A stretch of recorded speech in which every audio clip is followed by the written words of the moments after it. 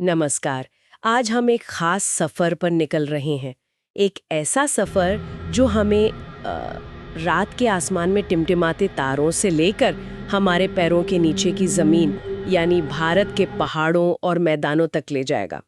हमारे हाथ में एनसीईआरटी की किताब पृथ्वी हमारा आवास के कुछ पन्ने हैं।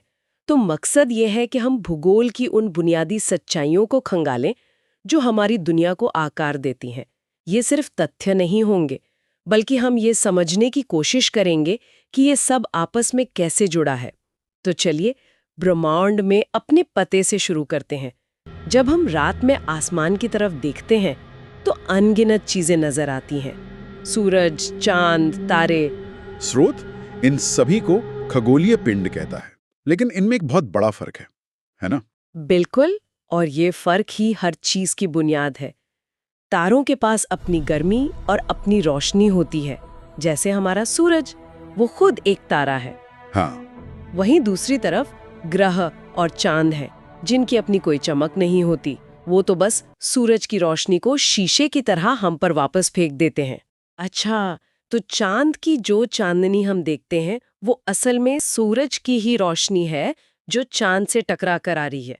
और इसी सूरज के परिवार को हम सौरमंडल कहते हैं। सही कहा। 16 शब्द का मतलब ही सूर्य से संबंधित है, और इस परिवार में सूर्य मुखिया है, जिसके चारों ओर 8 ग्रह अपने अपनी कक्षाओं में चक्कर काट रहे हैं। मुझे स्कूल का वो वाक्य याद आ गया जिससे हम ग्रहों का क्रम याद रखते थे।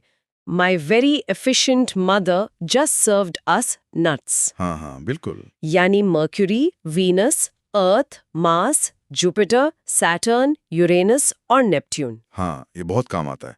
और इन ग्रहों में हमारी पृथ्वी तीसरे नंबर पर है। तीसरे नंबर पर? ये पूरे सौरमंडल में, बल्कि अब तक ज्ञात पूरे ब्रह्मांड में इकलौती ऐसी जगह है जहां जीवन के लिए एकदम सही माहौल है। मतलब न बहुत ज्यादा गर्मी न बहुत ज्यादा ठंड। और सबसे जरूरी, यहाँ पानी और हवा है। और इसी पानी की वजह से जब अंतरिक्ष से इसे देखते हैं तो ये नीली दिखती है।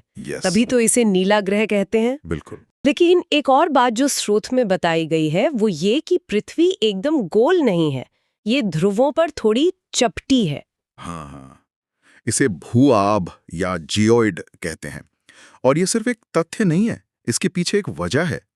पृथ्वी जब अपनी धुरी पर तेजी से घूमती है तो केंद्र से बाहर की ओर एक बल लगता है, जो बीच के हिस्से यानी विषुवत वृत्त को थोड़ा बाहर की ओर फुला देता है और ध्रुवों को थोड़ा चपटा कर देता है।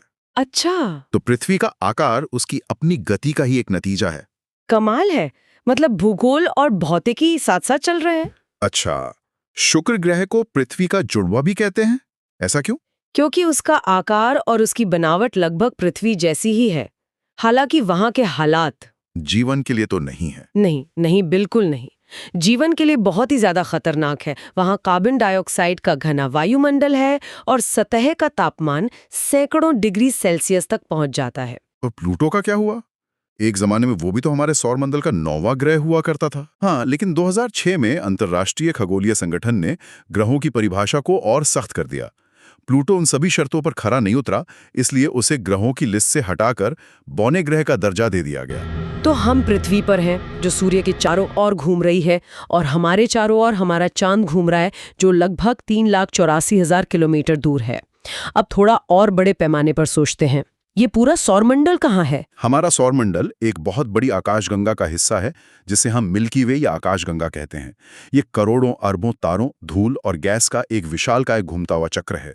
वो जो अंधेरी रात में आसमान में एक धुंधली सी सफेद पट्टी दिखती है? हाँ, वो असल में हमारी आकाशगंगा के ही दूर के तारे हैं। और ये सिर्फ एक आकाशगंगा है।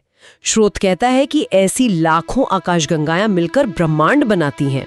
ये सोचना ही दिमाग को चकरा देता है कि हम कितने विशाल समंदर में एक छोटे से कण जैसे हैं। बिल्कुल, ये हमें हमारा सही पैमाना दिखाता है। ठीक है, तो हमने ब्रह्मांड में अपना पता तो ढूंढ लिया, पर हमारी पृथ्वी इस पते पर सिर्फ टिकी हुई नहीं है, ये तो लगातार सफर में है। इसकी अपनी गतियां हैं, और यही गतियां हमारी जिंदगी का पूरा ताना बाना बुनती हैं, है ना? आपने बिल्कुल सही पकड़ा। पृथ्वी की 2 मुख्य गतियां हैं, और अगर ये ना हो तो हमारी दुनिया वैसी नहीं होगी जैसी हम जानते हैं। पहली है घूर्णन, यानी रोटेशन। पृथ्वी का अपनी धुरी पर लट्टू की तरह घूमना। एकदम सही। और दूसरी है परिक्रमण, यानी रेवोल्यूशन। अपनी धुरी पर घूमते घूमते सूर्य के चारों ओर एक लंबे रास्ते पर चक्कर लगाना। और इन्हीं दो गतियों से दिन, रात, साल और सबसे दिलचस्प मौसम तय होते हैं। चलिए पहले घूर्णन की बात करते हैं। इसी से दिन और रात होते हैं, ये तो हम सब जानते हैं। हाँ, पृथ्वी अपना एक चक्कर लगभग 24 घंटे में पूरा करती है। इसका जो हिस्सा घूमते हुए सूरज के सामने आता है वहां दिन होता है, और जो हिस्सा पीछे अंधेरे में चला जाता है वहां रात। ग्लोब पर दिन और रात को बांटने वाली एक रेखा होती है। उसे प्रदीप्ति व्रत या अंग्रेजी में सर्कल ऑफ इल्यूमिनेशन कहते हैं। ये कोई स्थायी रेखा नहीं होगी, है ना? जैसे जैसे पृथ्वी घूमती है, ये रेखा भी लगातार सतह पर सरकती रहती होगी। एकदम सही। यही वो रेखा है जहां किसी भी पल सूर्योदय या सूर्यास्त हो रहा होता है। दिलचस्प है। और ये जानना कितना दिलचस्प है कि हमारे महान खगोल शास्त्री आर्यभट्ट ने आज से सदियों पहले ही ये बता दिया था कि पृथ्वी अपनी धुरी पर घूमती है, न कि सूरज उसके चक्कर लगाता है। ये वाकई अद्भुत है। अब आते हैं दूसरी गति पर, परिक्रमण। पृथ्वी को सूर्य का एक पूरा चक्कर लगाने में 365 दिन और लगभग 6 घंटे लगते हैं। यही पर कैलेंडर की पूरी गणित छिपी है। 1 मिनट 6 घंटे, लेकिन हमारे कैलेंडर में तो सिर्फ 365 दिन होते हैं। तो क्या हर साल हमारा कैलेंडर असल समय से 6 घंटे पीछे हो जाता है?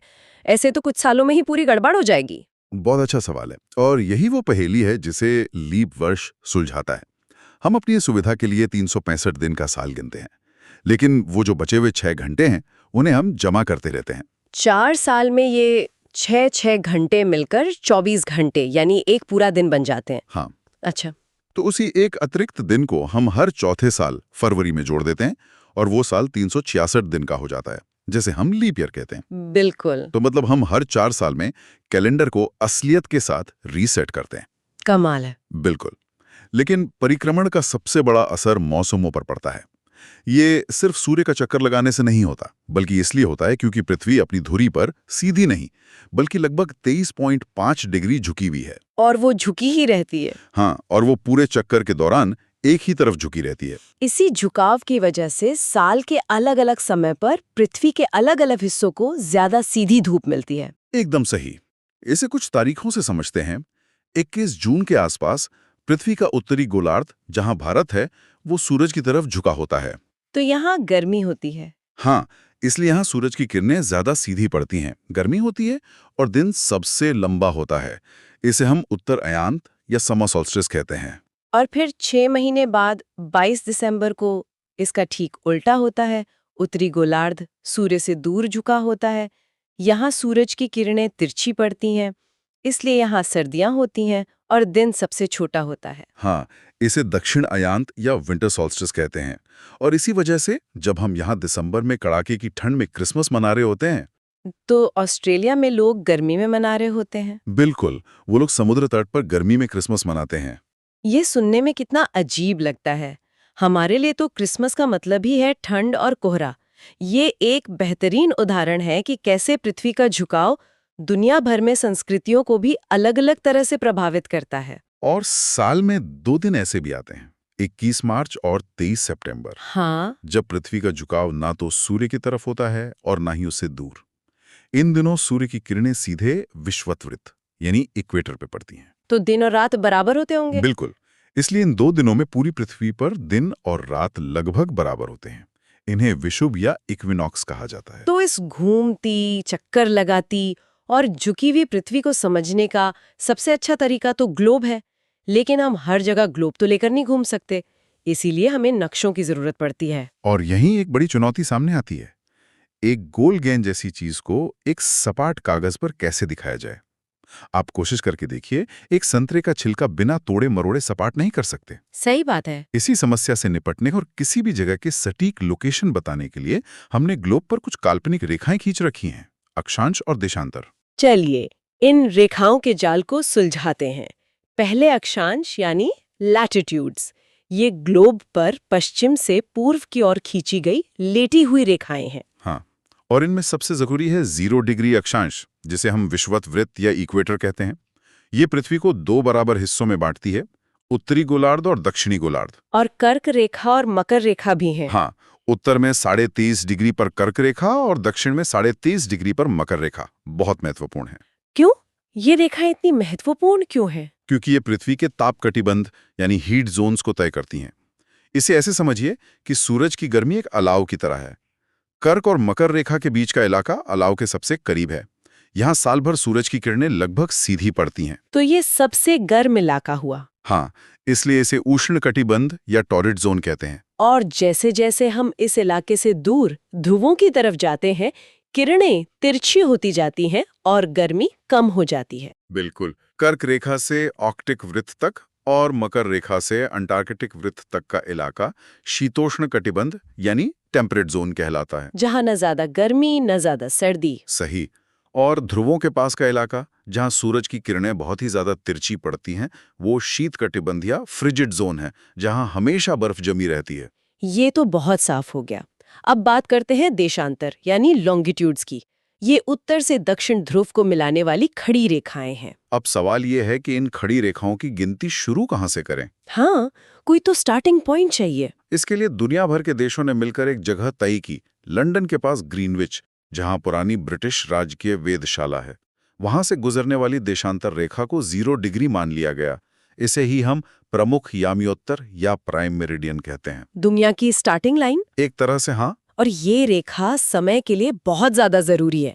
वो कैसे? क्योंकि पृथ्वी 24 घंटे में 360 डिग्री घूमती है।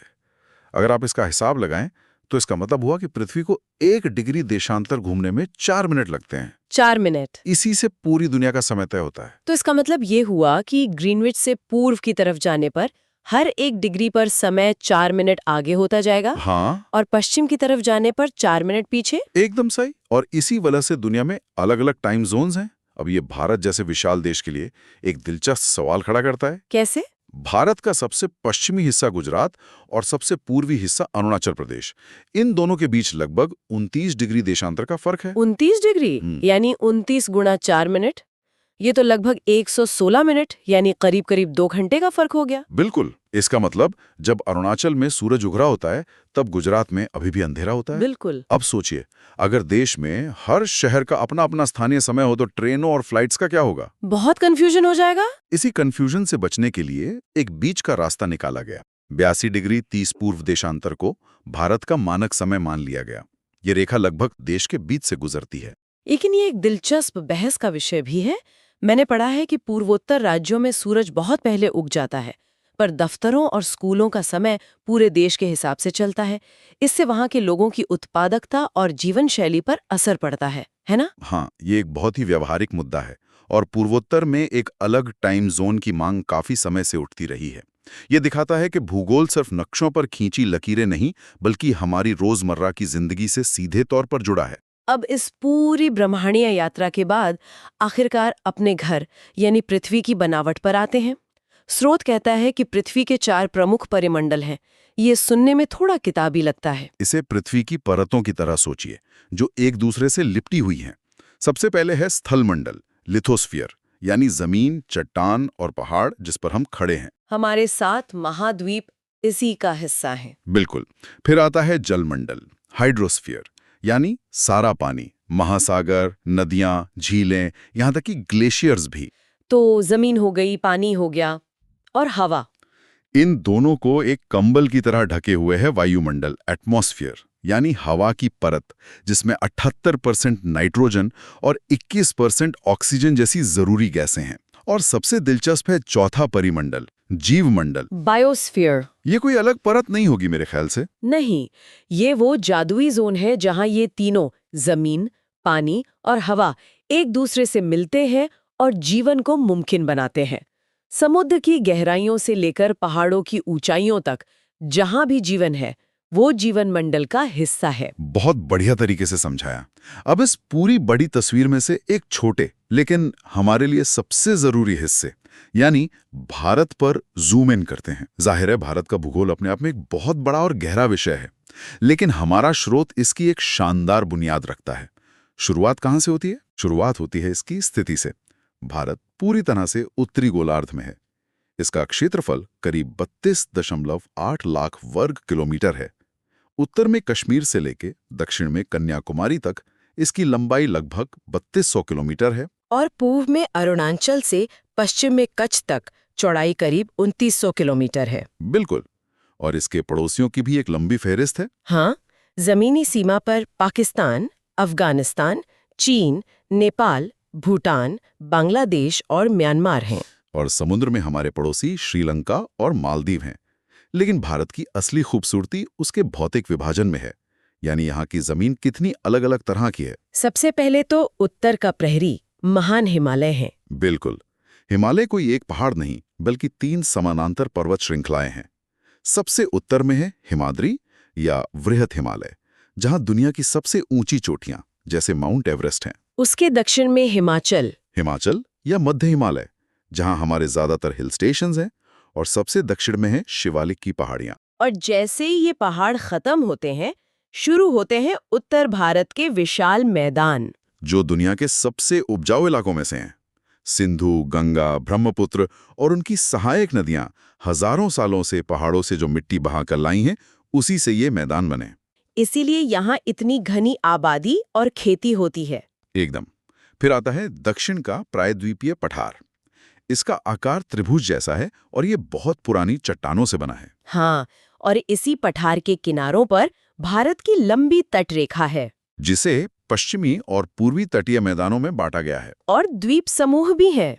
हाँ, भारत के पास 2 द्वीप समूह भी हैं, अरब सागर में लक्षद्वीप और बंगाल की खाड़ी में अंडमान और निकोबार। तो आप देखिए, एक ही देश में बर्फ से ढके पहाड़ भी हैं, हरे भरे मैदान भी, सूखा पठार भी और सुंदर समुद्र तट भी। तो आज हमने आकाशगंगा के सितारों से अपना सफर शुरू किया, समझा कि कैसे पृथ्वी का एक छोटा सा झुकाव मौसमों का पूरा चक्र रचता है, कैसे ग्रीनविच से खींची एक काल्पनिक रेखा पूरी दुनिया का समय तय करती है, और आखिरकार भारत की जमीन की अविश्वसनीय विविधता को देखा।